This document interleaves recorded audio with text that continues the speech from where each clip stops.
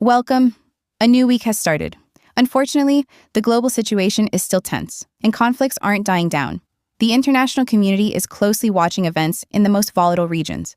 Things are changing every second, and it's clear that staying alert is crucial for everyone right now.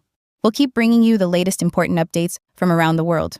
Let's get started. Pentagon conducts land operations in Iran. Preparing to launch.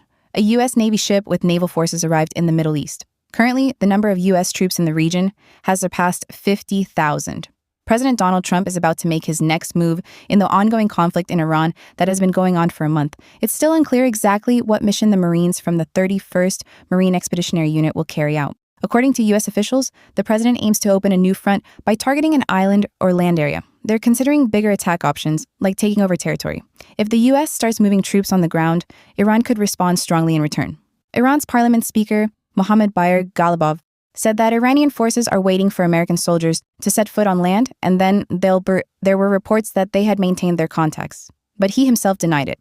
According to some military officials, the exact location of the paratroopers sent to Iran is being kept secret. However, it's said they might be positioned close enough to strike the country. The U.S. could use these forces. They're also expected to take part in other land operations alongside the Marines. But there's an important point to note here. Military experts warn that a force of 50,000 is way too small for any major land operation. To put it in perspective, Israel deployed over 300,000 troops for operations in the Gaza Strip in October 2023. And back in 2003, the U.S.-led coalition that invaded Iraq started out with around 250,000 soldiers. It was certain. Iran, with a population of 93 million, covers almost a third of the continental. U.S. experts believe that controlling or even occupying such a complex and heavily armed country with just a 50,000-strong force is completely impossible. North Korea is working on missiles capable of reaching the U.S. Kim Jong-un personally watched the test launch of one of these missiles. It's said that the new missile is for the Democratic People's Republic of Korea too. It allows hitting targets in the area. But some experts think this claim is exaggerated. The North Korean leader said this test is very important for boosting the country's strategic military power to the highest level. However, there was no information about exactly when and where the test took place. It was reported that Kim Jong-un observed a ground reaction test of a new rocket made from a carbon composite material. The new rocket's maximum thrust. The force amounts to 2,500 newtons. In a similar test conducted in September 2025, the figure was 1,970 newtons. Although Pyongyang is trying to develop fast missiles that are hard to detect and aimed at the U.S. and its allies, some experts are skeptical about these claims. According to Lee Chung-un, a senior researcher at South Korea's Defense Technology Policy Institute, it might all just be hype, because the engine's total burn time. Some important information wasn't disclosed. The test in September was announced as the final stage of a new solid-fuel engine designed for intercontinental ballistic missiles. Observers immediately expected a new missile launch after that, but it never happened. According to Lungen, North Korea's solid-fuel program might be delayed, or the country could have decided to develop a better engine with help from Russia. In recent years, cooperation between the two countries, especially tensions between North Korea and Russia, have deepened amid Russia sending troops and weapons to Ukraine. After the failed 2019 diplomacy between Kim Jong-un and Donald Trump, North Korea pushed hard to expand its nuclear arsenal. Although Kim expressed willingness to talk with Trump during the party meeting in February, Washington insisted that talks could only happen if North Korea gave up its nuclear weapons. Meanwhile, the situation in southern Afghanistan province on March 29th. As a result, one person was killed. Another 16 people received varying degrees of injuries. This was reported by Hamidullah Fitrat, the deputy spokesman for the Taliban government. According to Hamidullah Fitrat, the attack targeted the central areas of Kunar province and residential areas. The Pakistani military once again attacked residential houses in the Gunnar province at around 1700 today, the deputy spokesman noted. It is reported that the majority of the 16 civilians injured in the rocket attacks were women and young children. The conflict between the two countries has been going on for a long time. Pakistani authorities had declared a 5-day ceasefire on the occasion of the Eid holiday.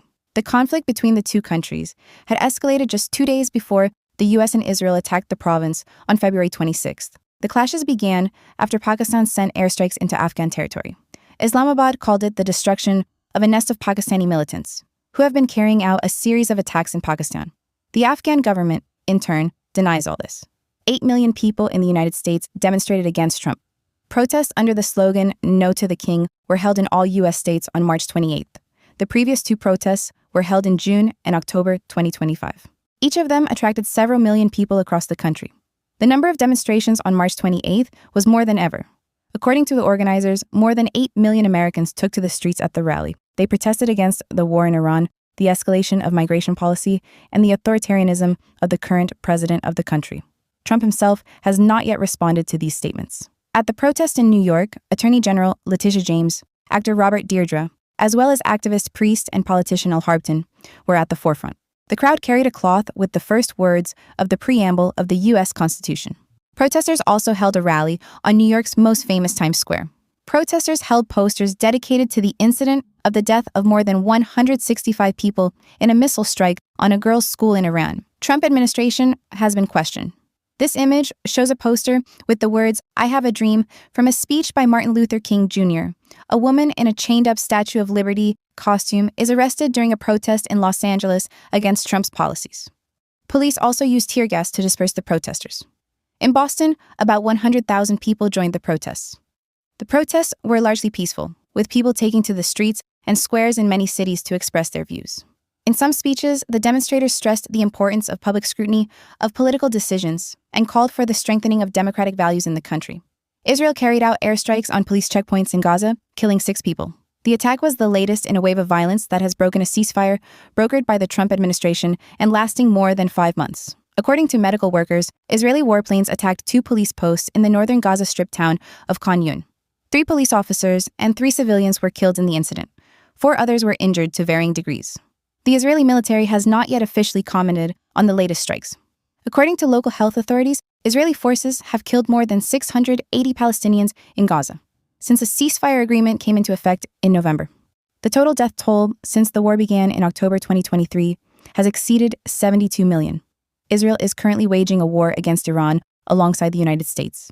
It has also invaded Lebanon as part of a new campaign against Hezbollah. The prolonged violence in Gaza continues despite the ceasefire agreement and Israel's ongoing fighting with Iran. According to officials in the region, at least 50 Palestinians have been killed by Israeli forces in the month since the conflict with Iran began. Continue to follow the most important world news on the channel. Don't leave us. See you again. Stay safe.